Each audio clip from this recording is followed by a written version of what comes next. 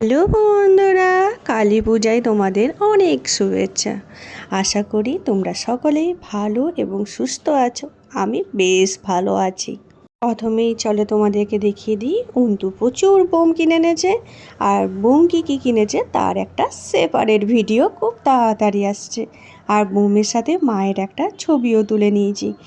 এবার আমাদের কাজ হচ্ছে বাড়ির চারিদিকে মোমবাতি জ্বালানো। প্রথমেই তুলসীর স্থানে অন্তু একটা মোমবাতি জ্বালিয়ে দিয়েছিল। তারপর প্রত্যেকটা ঘরের চৌকাঠে চৌকাঠে অন্তু মোমবাতি জ্বালিয়ে দিল। তারপর ছাদ চলে এলাম, বাবা কীরকম লাইট লাগিয়েছে দেখতে হবে না? কিন্তু বাবা সব কাজের মধ্যে একটা জিনিস কখনোই ভুলে না, এই 14টা প্রদীপ জ্বালানো। আর আজকে সকালে তো 14টা শাকও খেয়েছি। আচ্ছা, তোমাদের বাড়িতে কারা কারা 14টা প্রদীপ আর 14টা শাক খেয়েছো আমাকে কমেন্ট করে জানিও তো। তারপর আমি সুন্দর সুন্দর ছোট ছোট রঙ্গোলি বানিয়েছি, কেমন হয়েছে কমেন্ট করো কিন্তু। আর এবারে বাবা প্রদীপগুলো কি সুন্দরভাবে সাজিয়ে রেখেছে না, দারুণ লাগছিল এখানটা দেখতে। আর বারাতে দেখো গোটা পাড়ায় চারিদিকে লাইটে উজ্জ্বল, আর কি সুন্দর লাগছে ঘরটা চারিদিকটা। আমাদের প্রত্যেকের জীবন যেন আলোময় থাকে, এই জন্যই তো আমরা এত আলো, মোমবাতি, প্রদীপ সব কিছু জ্বালি। আর আশা করি সবার জীবনই যেন এইভাবে আলো উজ্জ্বলভাবে থাকে। আর এত কিছুর মাঝে ছবি তুলবো না, এটা তো হতেই পারে না। একটু তো নিজেদের মতন করে ছবি তুলতেই হবে, তাই না? তাই আমরা চারজনেই বসে গেছি ছবি তুলতে। আর কি সুন্দর লাগছিল চারিদিকটা, আর নিজেদের মনটাও যেন খুশি হয়েছে। পুরো নেগেটিভ চিন্তাভাবনা, খারাপ সব কিছু যেন দূর হয়ে যায় এই আলোর ঝলকানিতে। আর আমাদের জীবন যেন আলোয় উজ্জ্বল ভাব থাকে। আর সারা জীবন যেন আমরা এরকমই খুশির আনন্দ উপভোগ করতে পারি। তোমাদের এই বছর কালী পুজো কেমন কেটেছে কমেন্ট করো তো। এবারে তো এখানে 25 ফুট, 17 ফুট, 16 ফুট, মানে সব বিশাল বড় বড় ঠাকুর হয়েছে। একটাও এখনো পর্যন্ত তো দেখতে যাওয়ার সময় হয় না, আর হবেও না এই বছর মনে হয়। অন্তু অবশ্য গিয়েছিল ঠাকুরগুলো দেখতে, তারপর ছবিও তুলে এনেছে, তো আমি সেই ছবিগুলো দেখেছিলাম। আমার যাওয়া অবশ্য হয়নি, কারণ কালী পুজো এত ধুমধাম করে হয় আর চারিদিকটা এত উজ্জ্বল থাকে যে ঘর ছেড়ে কোথাও যেতেই ইচ্ছে করে না। আর প্রত্যেকটা বাড়ি দেখো কি সুন্দর রঙিন টুলি বাল্ব দিয়ে সাজিয়েছে। চারিদিকটা এত সুন্দর লাগে, মনে হয় ঘন্টার পর ঘন্টা ছাদে বসেই থাকি আর চারিদিকটা উপভোগ করতেই থাকি। প্রতিটা আনন্দ অনুষ্ঠান দেখবে তখনই উজ্জ্বল আর আনন্দময় হয়ে ওঠে যখন পরিবারের প্রত্যেকটা সদস্যই থাকে। আর অন্তু আমাদের সাথে আছে, এর থেকে বড় আনন্দের জিনিস আমাদের মনে হয় আর কিছু হয় না। আর তার সাথে অন্তু 1000টা বাজি কিনে এনেছে। আর চলে গেছিলাম সবাই মিলে বাজি ফাটাতে। একটু পরিবেশ দূষণ হয়েছে তো কি হয়েছে, কিন্তু আতশবাজিতে আমাদের সকলের মন খুশিতে ভরে দেয়। তোর যদি ডিউটি থাকতো তাহলে এতটা মজা হয়তো হতো না। আর অন্তু বোম কিনে এনেছে, দেখো বোম নিয়ে তো হাতে দাঁড়িয়ে আছে। আর এবছর তো অন্তু আমাকেও ছাড়েনি, রকেট বোম ফাটিয়েই ছাড়বে। কিছু রকেট বোম আমি ফাটিয়েওছি, আর তুবড়িও ফাটিয়েছি এবারে সাহস করে নিজের উপরে ভরসা রেখে।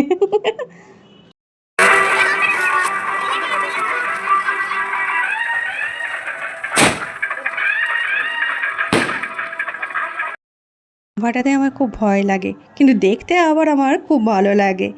আমার আর মায়ের তো বোম ফাটাতে খুবই ভয় লাগে, কিন্তু দেখতে আমরা দুজনেই খুব পছন্দ করি। আর বোম ফাটাতে সবথেকে বেশি খুশি হয় কে জানো? আমাদের বাড়ির সবচেয়ে বড় সদস্য বাবা। বাবা বোম ফাটাতে এত বেশি পছন্দ করে। আর এখানে দেখছো অন্তু যে মাকে জোর করে নিয়ে যাচ্ছে, একটু মায়ের সাহস যাতে হয় আর যাতে মা বোমটা ফাটাতে পারে। আর কি সুন্দর লাগছে না উপরে যখন ফাটে এই বোমটা, দারুণ লাগে চারিদিকটা দেখতে।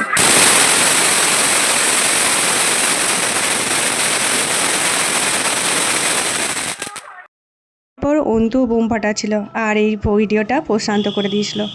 এখানে আমরা সবাই ভয়েই ছিলাম যে প্রশান্ত কিন্তু খুব সামনের থেকে অন্তুর এই সুন্দর ভিডিওটা করে দিয়েছে। দারুণ লাগছিল এই ভিডিওটা দেখতে।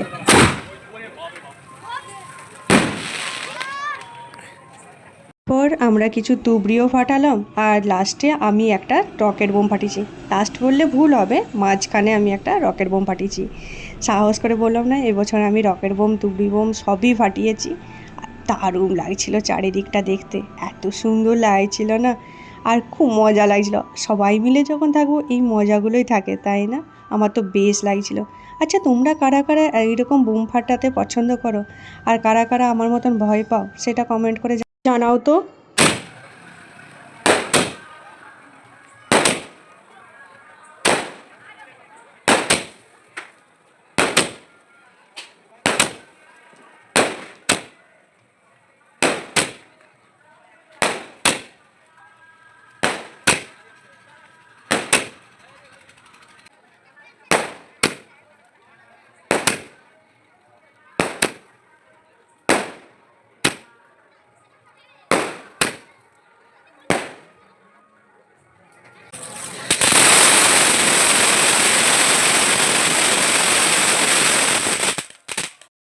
কালী পূজা করা হয় কারণ মা কালীকে শক্তির দেবী, অশুভ শক্তির বিনাশ এবং সকল ভালো ইচ্ছার পূর্ণতার দানকারী হিসেবে উপাসনা করা হয়।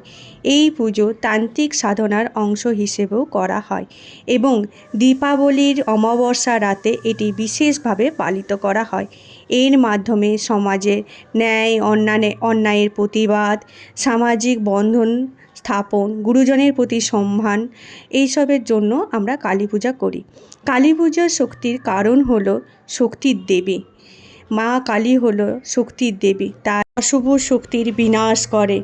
আর অমাবস্যার দিন কালী পুজো হয় তান্ত্রিক সাধনার মতে। এই ছিল আমাদের গ্রুপ যারা বায়ু দূষণের জন্য কারণ। দেখে রাখো সবাই মিলে, এরা হচ্ছে বায়ু দূষণের জন্য কারণ আছে। দীপাবলি রাতে, যা কার্তিক মাসের অমাবস্যা তিথি, কালী পুজো করা হয়। এটি বাঙালিদের একটি প্রধান উৎসব। আতশবাজির প্রয়োজনীয়তা মূলত আনন্দ, উদযাপন এবং বিনোদনের জন্য, যা বিভিন্ন ধর্ম ও জাতির উৎসব ও ব্যক্তিগত অনুষ্ঠানে ব্যবহৃত হয়। এর প্রধান ব্যবহার করাই উৎসবের আনন্দকে আরও রঙিন ও আকর্ষণীয় করে তোলার জন্য। আতশবাজির জন্য আনন্দ, বিনোদন, উৎসব উদযাপন, ধর্মীয় ও জাতির উদযাপন এবং ঐতিহাসিক ও সাংস্কৃতিক তাৎপর্য রয়েছে। আতশবাজি ব্যবহার অনেক দিন আগে ইতিহাস বহন করে আসছে। একটি ইউরোপীয় ধর্মীয় উৎসব এবং জনসাধারণ বিনোদনের জন্য ব্যাপকভাবে ব্যবহৃত হয়েছিল, যা আজও সাংস্কৃতিক ঐতিহ্যের একটি অংশ। এছাড়া আতশবাজি দীপাবলি, নববর্ষ, বড়দিন, প্রজাতন্ত্র দিবস, স্বাধীনতা দিবস এর মতন ধর্মীয় অনুষ্ঠান ও জাতীয় অনুষ্ঠানেও এটি ব্যবহার করা হয়। বিভিন্ন বিজয়, সাফল্য, ব্যক্তিগত মাইলফলক যেমন জন্মদিন, বিবাহবার্ষিক, সব কিছুতেই আতশবাজি আমরা ব্যবহার করে থাকি। এটি আনন্দ প্রকাশ করার একটি জাতীয় মাধ্যম। এর মাধ্যমে মানুষ মুগ্ধ করার জন্য ব্যবহৃত হয়, যা মূলত বিনোদনের জন্য ব্যবহার করা হয়েছে। আমরা যদি একটু সতর্কতা অবলম্বন করে আতশবাজি ফাটাই, তাহলে সেটা কোনো খারাপ নয়, কারণ আমাদেরও আনন্দ উপভোগের মাধ্যমেই জীবন ভোগ করতে হবে। অনুষ্ঠানের দিন আতশবাজির মাধ্যমে আমরা নিজেদের খুশিটা উদযাপন করি। রাস্তায় পশু পাখি কিংবা কোনো কিছু অবলা প্রাণীর উপর যদি আতশবাজি না দেওয়া হয় এবং নিজেরা একটা ডিস্টেন্স মেনটেন করে যদি আমরা আতশবাজি চালাই, তাহলে মনে হয় এটা খুবই ভালো হয়। আমরা কালী পূজা, এখানে পশ্চিমবঙ্গে কালী পূজাটাই ব্যাপকভাবে প্রচলন আছে। আর উত্তর দিকে আমরা রামচন্দ্র বাড়ি ফেরার আনন্দে কালী পূজা করা হয়। যে কোনো নামেই পূজিত হলেও আমরা সকলে মিলে একভাবে আনন্দ করি।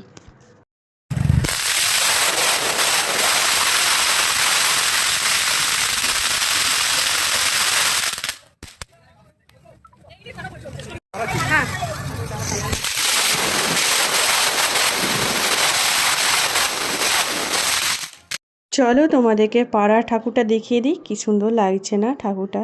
সত্যি বলছি, মায়ের মুখটা দেখলে সমস্ত নেতিবাচক যেন দূর হয়ে যাচ্ছে।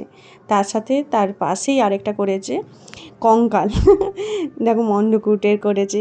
শিয়ালগুলো দেখো কেমন আছে, কি ভয়ানক লাগছিল। ভিতরটা দেখবে, ভিতরটা আরও বিপজ্জনক লাগছিল। তারপর আরেকটা বাড়িতে পুজো হয়েছিল, সেটাও তোমাদেরকে ছবি দিয়েছি দেখো। মানে মোট কথা 3টে প্যান্ডেলই খুব সুন্দর হয়েছে। চলো ভিডিওটা শেষ করি। ভিডিওটা ভালো লাগলে লাইক, শেয়ার, কমেন্ট করো। আর প্রথমবার আমার চ্যানেলে আসলে প্লিজ আমার চ্যানেলে একটা সাবস্ক্রাইব করো এরকমই ইন্টারেস্টিং ভিডিও দেখার জন্য। তোমাদের কালী পূজা বা দীপাবলি কেমন কাটলো আর তোমরা কোথায় কোথায় ঠাকুর দেখতে গেছো সেটা ঝটপট কমেন্ট করে জানিও কিন্তু। আর অন্তু কী বুম কিনেছে তার ডিটেলস একটা ভিডিও খুব তাড়াতাড়ি আসছে। এরপর আসবে ভাইফোঁটারও ভিডিও। টাটা।